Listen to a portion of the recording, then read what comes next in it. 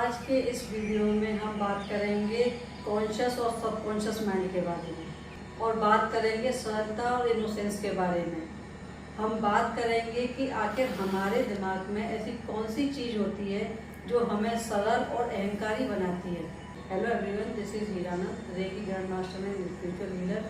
Welcome to my channel Shivam Modi. आप सभी दिव्यात्माओं का अभिनंदन करती हूँ।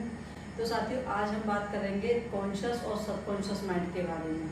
इसे समझने से पहले हम जरा अहंकार को समझने की कोशिश करेंगे। तो साथियों, आप सभी ने सबकॉन्शियस माइंड के बारे में तो सुना ही होगा।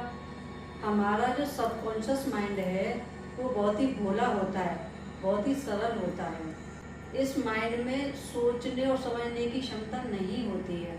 ये माइंड सही और गलत के बीच में फर्क कर ही नहीं पाता है। साथियों, इसलिए हमारे सबकॉन्शियस माइंड से जो भी कहा जाता है इसे वो बहुत ही सरलता से स्वीकार कर लेता है। बच्चे 7 साल की उम्र तक अपने सबकॉन्शियस माइंड में ही जीते हैं। इसीलिए बच्चों से जो भी कहा जाता है उसे वो बड़ी सहजता से स्वीकार कर लेते हैं, क्योंकि बच्चों में इस उम्र तक सोचने वाला, समझने वाला यानी एनालिटिक माइंड विकसित ही नहीं हो पाता है। तो साथियों, इस तरह हम विश्वास करने की असीम क्षमता लेकर पैदा होते हैं, लेकिन हर एक चीज़ पर बिना विचार किए हम विश्वास करने लगेंगे तो हमारे लिए नुकसानदायक होगा, घातक होगा। आपने देखा होगा कि बच्चों से आप कोई भी बात कहो तो वो तुरंत विश्वास कर लेते हैं। वो सोच और समझ ही नहीं पाते हैं कि क्या वो सही है, क्या गलत है, क्या उसके लिए फ़ायदे हैं, क्या नुकसान है। वो इसीलिए होता है क्योंकि छोटे बच्चे सबकॉन्शियस माइंड पर ही रहते हैं। बिना विचार किए विश्वास किया जाए तो बहुत ही खतरनाक साबित होता है। हमारा नुकसान हो सकता है, हमारी जान भी जा सकती है। तो साथियों, इसीलिए प्रकृति हमारी सुरक्षा के लिए हमारे सबकॉन्शियस माइंड के चारों तरफ एक दीवार बना देती है, जिसे हम सोचने वाला दिमाग कहते हैं, एनालिटिक माइंड। 7 से 9 साल की उम्र तक साथियों हम जो भी सीखते हैं या जो भी हमें अनुभव होते हैं उन्हीं के आधार पर हमारा ये सोचने विचारने वाला दिमाग विकसित होता है। जब एक बार हमारा एनालिटिक माइंड या सोचने विचारने वाला माइंड विकसित हो जाता है तो किसी भी चीज़ को बिना सोचे समझे, बिना विश्लेषण किए सबकॉन्शियस माइंड तक नहीं जाने देता। हम जैसे जैसे बड़े होते हैं वैसे वैसे हमारी विश्वास करने की क्षमता कम होने लग जाती है, और जो हमारा एनालिटिक माइंड है इसका स्वभाव बहुत ही डरपोक होता है, बहुत ही शंका भरा होता है, और ये हर किसी पर शक करता है। ये आसानी से साथियों किसी पर विश्वास नहीं कर पाता है, और जिसे साथियों हम एनालिटिक माइंड कहते हैं, यही हमारे अहंकार की या हमारी ईगो का बीज होता है। हमारा अहंकार इसी में निवास करता है। रहने के लिए और खतरों से बचने के लिए साथियों अहंकार होना बहुत ज़रूरी है। अहंकार हमें सुरक्षा प्रदान करता है। अगर हम बिना सोचे समझे हर चीज़ पर विश्वास करने लगेंगे तो साथियों खतरनाक हो सकता है, हमारी जान जा सकती है, हमारा नुकसान हो सकता है। अहंकार जिंदा रहने के लिए बहुत ज़रूरी है, एनालिटिक माइंड जिंदा रहने के लिए बहुत ज़रूरी है। पर साथियों, अगर हम अपनी ज़िंदगी के सारे डिसीजंस एनालिटिक माइंड के ऊपर छोड़ देंगे, सोचने वाले दिमाग पर सौंप देंगे, तो हमारा अहंकार हमारी सुरक्षा के बजाय हमें बंदी बना लेगा। तो साथियों, यही तो हो रहा है आज के समय में। आज के समय में हमने अपनी बुद्धि को और अपने विचारों को इतना महत्व दे दिया है कि अब वो हमारे ही अगेंस्ट हमारा काम करने लगे हैं, अब वो हमें ही डराने लगे हैं। हमने विश्वास करने की क्षमता खो दी है। हमें हर चीज़ को सोच समझ के करना होता है।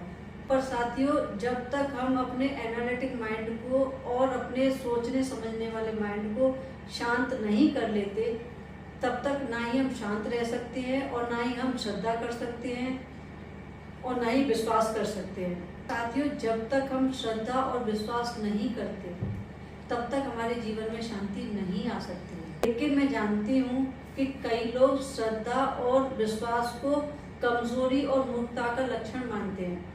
लेकिन आपको जानकर हैरानी होगी कि साथियों, श्रद्धा और विश्वास का मतलब खतरे उठाने की क्षमता होता है। अज्ञात में विश्वास करने की क्षमता होती है, जीवन में नए प्रयोग करने की क्षमता होती है और समर्पण करने की क्षमता होती है। साथियों, हम जीवन में जब भी कुछ नया करने जाते हैं या नया करने का मतलब ही होता है कि श्रद्धा करना, विश्वास करना।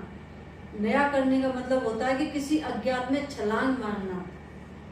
तो साथियों, जो भी हम काम करने जा रहे हैं उसके बारे में हमें बहुत कुछ जानकारी नहीं होती है, फिर भी हम उस काम को करने का रिस्क लेते हैं, खतरा मोल लेते हैं। फिर चाहे वो एजुकेशन हो, करियर हो, हमारी चॉइस हो, या हमारे कोई रिलेशनशिप हो, या स्पिरिचुअलिटी हो, या हमारे कोई शौक हो। जैसे कई बार होता है कि हम कभी घोड़े पर नहीं चढ़े होते हैं, हम घोड़े पर चढ़कर देखते हैं।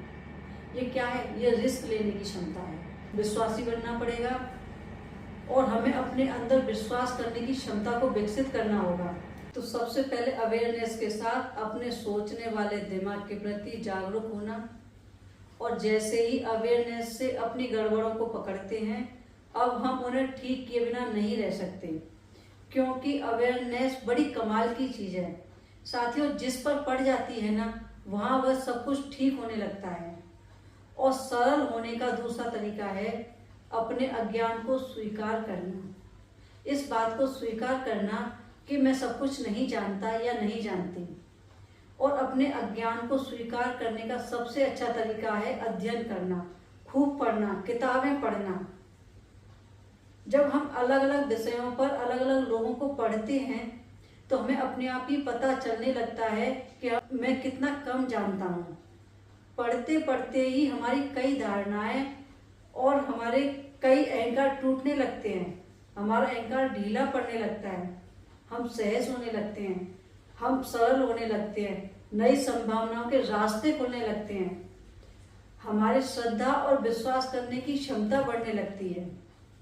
तो अगर आप भी भय मुक्त होकर ऊंची उड़ान भरना चाहते हैं तो अपने विचारों के प्रति जागरूक होकर, अपने अहंकार से ऊपर उठकर और अपने श्रद्धा और विश्वास की क्षमता को फिर से पाएं। ये आपका जीवन बदल देगी। उम्मीद करती हूँ कि आपको मेरी जानकारी पसंद आई होगी। अगर आपको मेरी जानकारी पसंद आई हो तो मेरे वीडियो को लाइक शेयर जरूर कीजिएगा। अगर चैनल पर नए हैं तो सब्सक्राइब कर लीजिए, बेल आइकन को दबा दीजिए। वीडियो देखने के लिए आपका बहुत बहुत धन्यवाद। Thank you.